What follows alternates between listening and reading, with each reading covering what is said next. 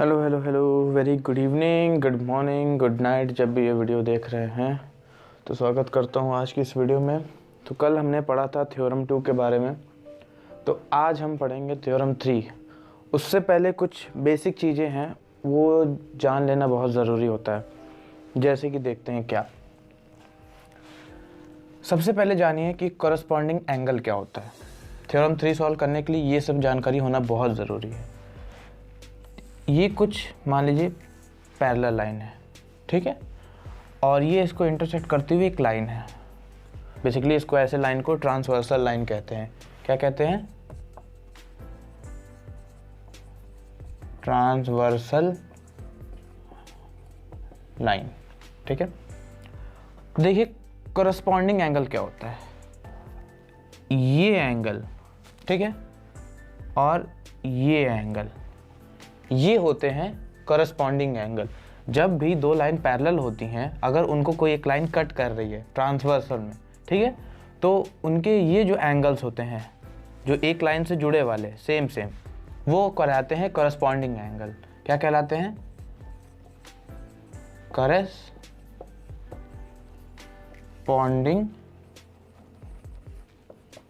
Angle, ठीक है। अब बात करते हैं ऑल्टरनेट एंगल्स क्या होता है। ये तो सबने पढ़ा होगा ऑल्टरनेट एंगल क्या होता है। ऑल्टरनेट का मतलब ही यहाँ पे आ गया, जब भी ऐसा दिया हो z बन के, तो वो क्या होता है? ऑल्टरनेट एंगल होता है। मतलब कि ये वाला एंगल, ठीक है, और ये वाला एंगल, ये होते हैं ऑल्टरनेट एंगल। क्या होते हैं?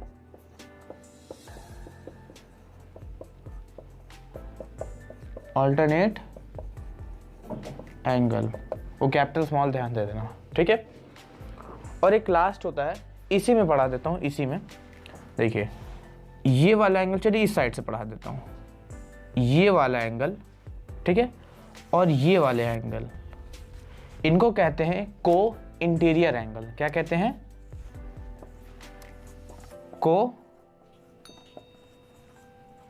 को इंटीरियर एंगल। इंटीरियर क्यों कहते हैं? क्योंकि आयन का मतलब होता है इंटर, यानी अंदर वाला, इंटरनल वाला। तो अंदर की ये जो दोनों एंगल हैं, ये और ये वाले,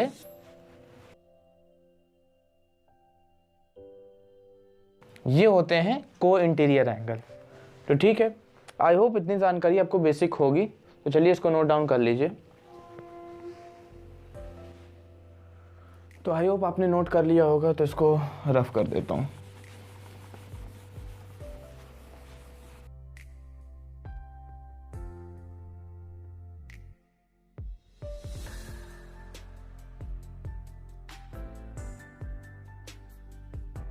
नाम आपको पता होने चाहिए।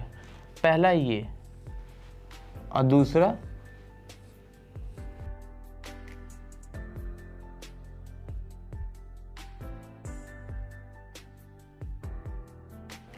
पहला ये नाम आपको पता होना चाहिए। इसका मतलब होता है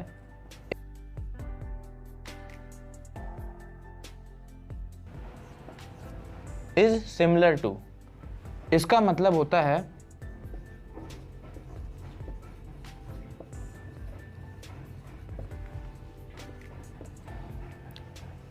इज कॉन्ग्रुएंट टू, ठीक है।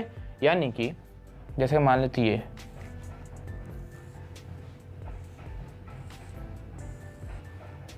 ठीक है, कोई दो ट्रायंगल हैं, अगर उनकी ये साइड और ये साइड, मतलब साइड उनकी सेम है, ठीक है, साइड उनकी क्या है? सेम है। एंगल क्या है? सेम है, लेकिन साइज डिफरेंट है। साइज डिफरेंट है तो वो कहलाता है आपका सिमिलर टू।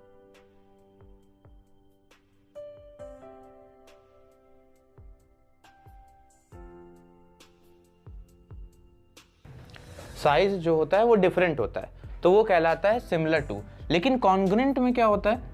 कॉन्ग्रुएंट जैसे इतना बड़ा ट्रायंगल है तो इसको भी इतना ही बड़ा ट्रायंगल होना चाहिए, और इसकी ये जैसे एंगल सेम है, वो भी ये एंगल सेम होना चाहिए। ये एंगल सेम है तो ये भी एंगल सेम होना चाहिए। ये होती है कॉन्ग्रुएंट की कंडीशन। कॉन्ग्रुएंट कंडीशन में क्या होता है? ऑल साइड्स या all given angle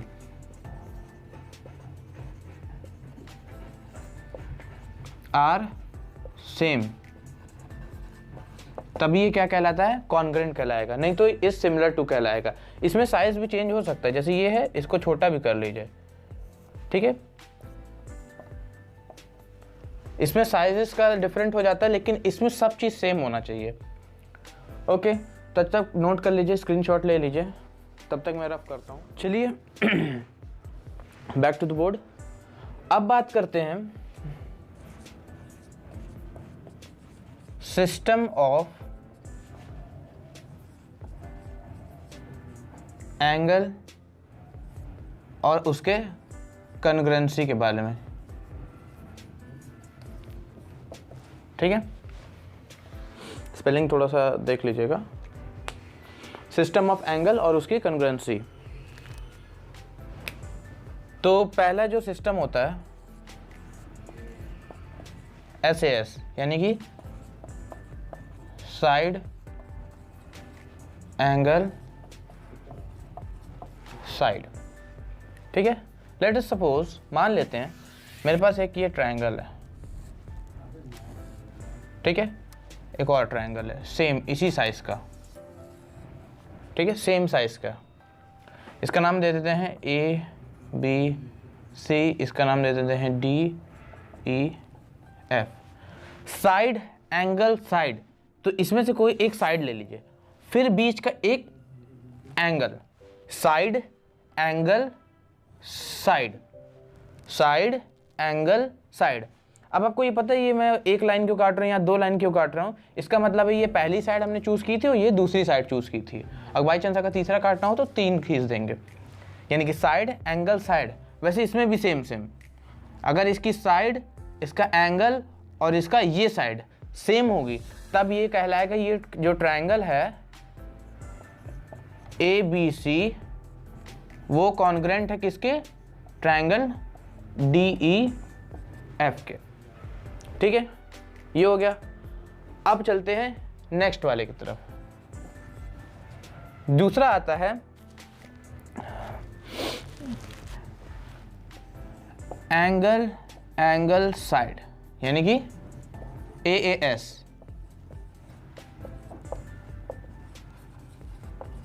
angle angle side, इस पे थोड़ा ध्यान से फोकस करिएगा। इस पे और तीसरे वाले पे बहुत बच्चों को कंफ्यूजन होती है। जैसे एक ये ट्रायंगल ले लिया, ठीक है, यहाँ पे एक और ले लिया,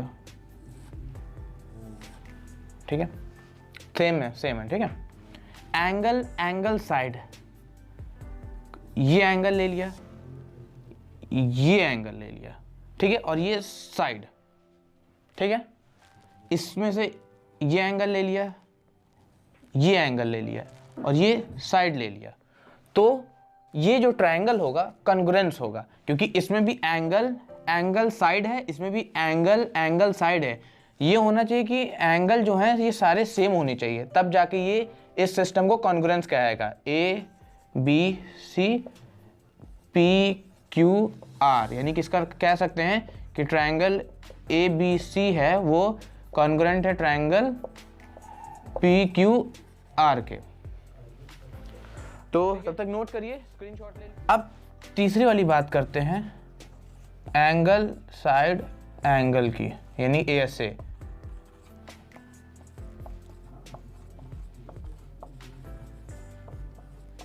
ठीक है, एंगल साइड एंगल, एक ट्रायंगल बना लेंगे इसी तरीके सेम।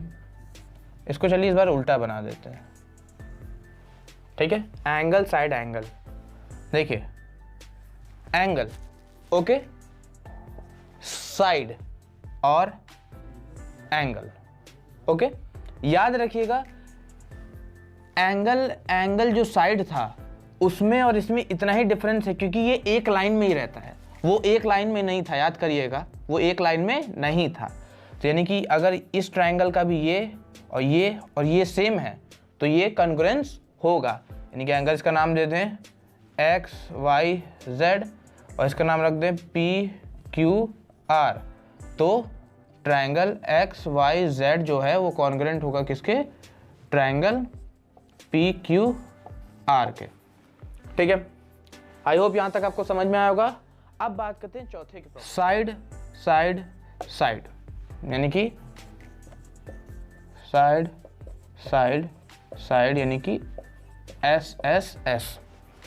आपको पता है कि ये ट्रायंगल ले लीजिए, इसमें तो इक्विलेटरल ट्रायंगल ले लीजिए सबसे अच्छा है, यानी दोनों बेस्ट है। इसको लीजिए उल्टा बना दे ताकि थोड़ा समझ में बेहतर है। ये साइड, इसमें कि ये साइड ले लेते हैं, ये दूसरे नंबर पे, इसमें ये दूसरे नंबर पे, ये तीसरे नंबर पे, ये इसमें तीसरे नंबर पे। ये जो दोनों ट्रायंगल्स हैं वो सिमिलर तब होंगे जब इनकी तीनों जो साइड्स हैं इक्वल होगी। और सिमिलर नहीं कह रहा हूँ, इसमें सिमिलर नहीं, कॉन्ग्रेंस होंगे, क्योंकि सिमिलर में साइज का फर्क हो जाता है। अगर सेम में बाकी सब चीजें और साइज का फर्क है तो वो सिमिलर में आएगा, और सिमिलर नहीं होगा अगर वो भी सेम साइज का होगा, ये दोनों इक्वल होंगे तो वो कॉन्ग्रेंसी में आ जाएगा। ठीक है, तो ये जो ट्रायंगल है, मान लेते हैं इसको नाम दे देते हैं डी ई एफ, और इसका नाम दे देते हैं पी क्यू आर। जो ट्रायंगल डी ई एफ है वो कॉन्ग्रेंट है किसके? ट्रायंगल पी क्यू आर के। तो आई होप यहां तक प्रॉपर्टी आपको समझ में आई होगी, इसको नोट कर लीजिए, फिर मैं रफ कर रहा हूं।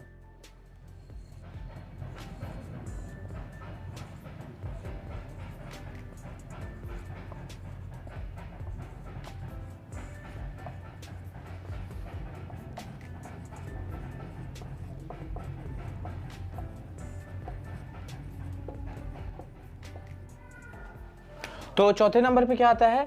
RHS, यानी कि राइट एंगल हाइपोटेन्यूस साइड। अब इसका मतलब समझिए, जैसे दो ट्रायंगल ले लीजिए, एक ये और एक ये। ठीक है, बेसिकली ये साइज इनका सेम है, थोड़ा सा साइज सेम कर दूं,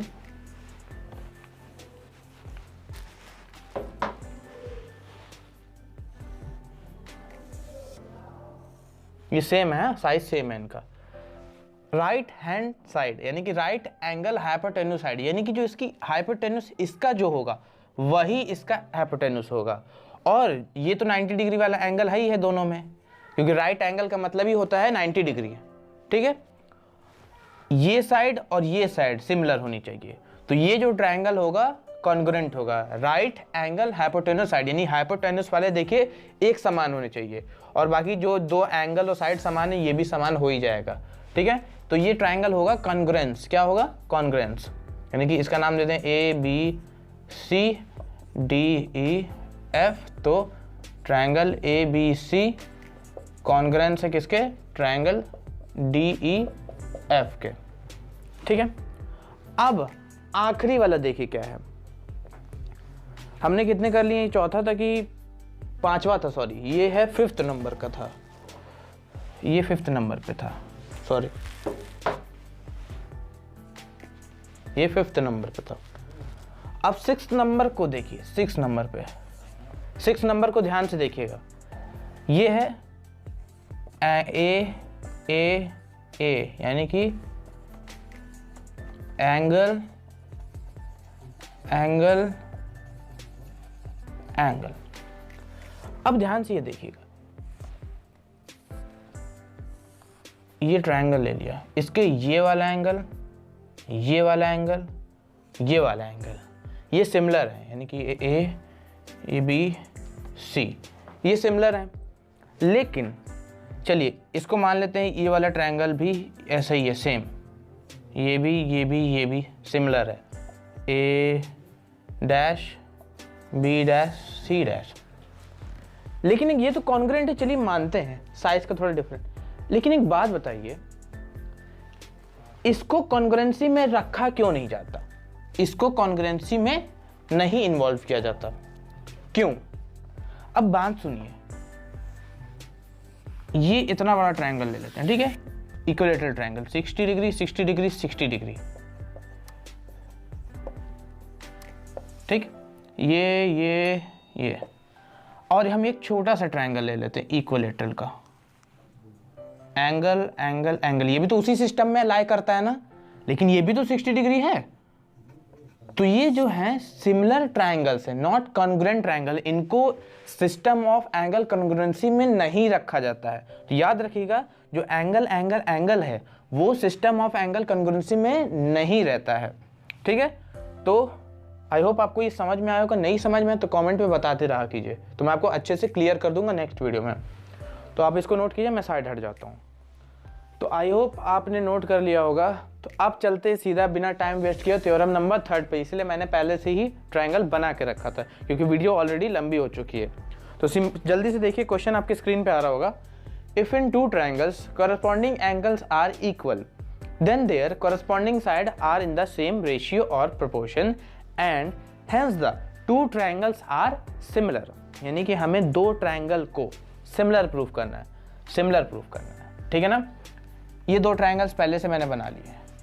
कॉन्ग्रुएंट का तो सवाल ही नहीं बनता यहाँ पे। कॉन्ग्रुएंट का सवाल क्यों नहीं बनता है सर? क्योंकि यहाँ पे चलिए एंगल एंगल एंगल सेम है, यानी कि एंगल एंगल एंगल सेम है। ये तो पहली बात कॉन्ग्रुएंसी में नहीं आती है क्योंकि साइज तो मैटर कर सकता है ना। तो ये हो सकता है सिमिलर टू में, और सिमिलर टू का साइन क्या था? ये चीज था ना, सिमिलर का साइन। ठीक है, हमें गिवन क्या दिया हुआ है?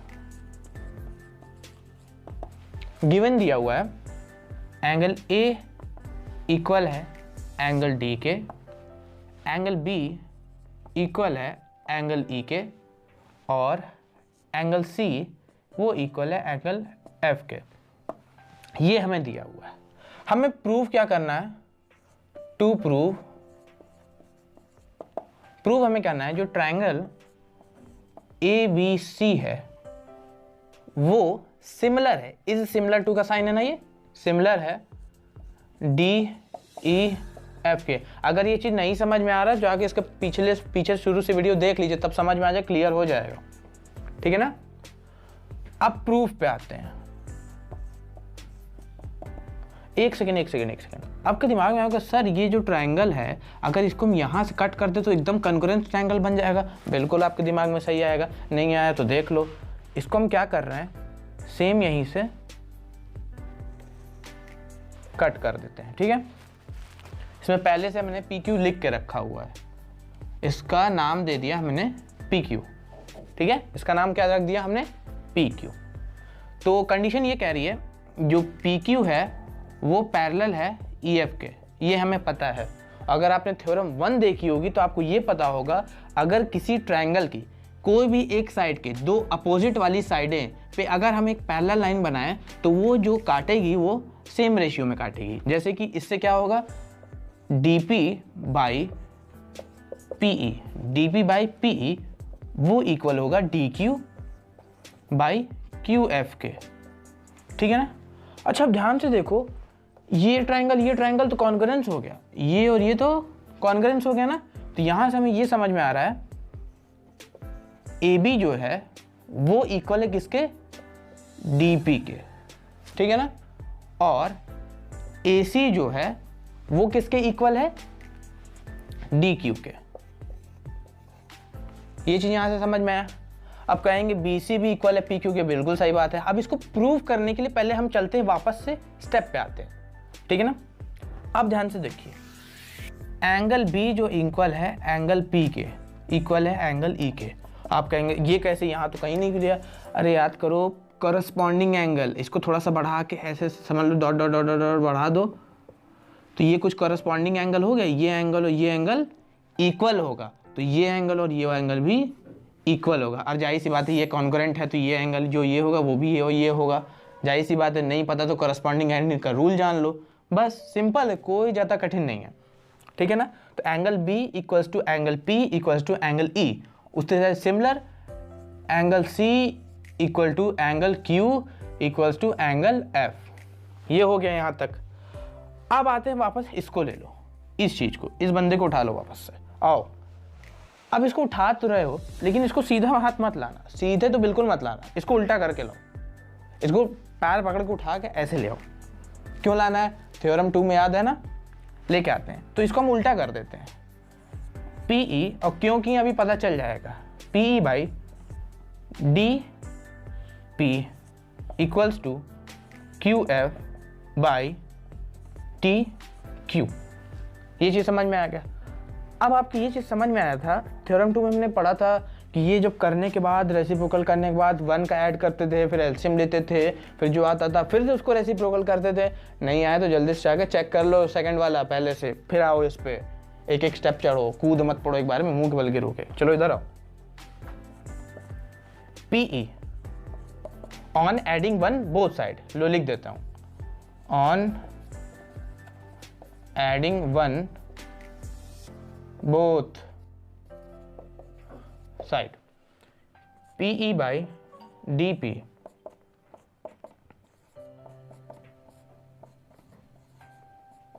ठीक है।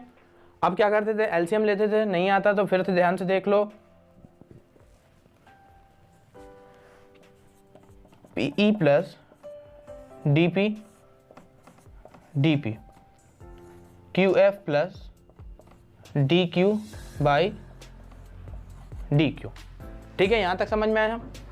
अब देखो ध्यान से, PE जो है, PE प्लस DP, अरे ये दोनों लाइन तो देखो PE और DP किसके बराबर हो गया, DE के, हो गया ना बराबर DE के, और DP तो DP है भैया। QF plus DQ, QF plus DQ ये किसके बराबर है, DF के। वाओ, ये भी चीज यहां से आ गया। लो भाई साहब, क्वेश्चन ही सॉल्व, यहीं खत्म, DQ। अब हमने क्या कहा था, वापस से इसको सीधा कर दो, बहुत बेचारा हो चुका, अब इसको सीधा कर दो, सीधा हो गया ये, तो सीधा कर देते हैं वापस से इसको, तो ये हो जाएगा DP by DE equals to DQ by DF। अच्छा, ये देखो क्या लिखा हुआ है, DP की वैल्यू AB, DQ की वैल्यू AC, तो एक काम करो, इसको पुट कर दो, AB by DE equals to DQ की value AC, AC by DF। Okay, और क्या था, ये BC किसके इक्वल था, EF के। कैसे इक्वल होगा, एंगल जो है, एंगल है तो ये भी इक्वल होगा ना, साइड वाला सिस्टम।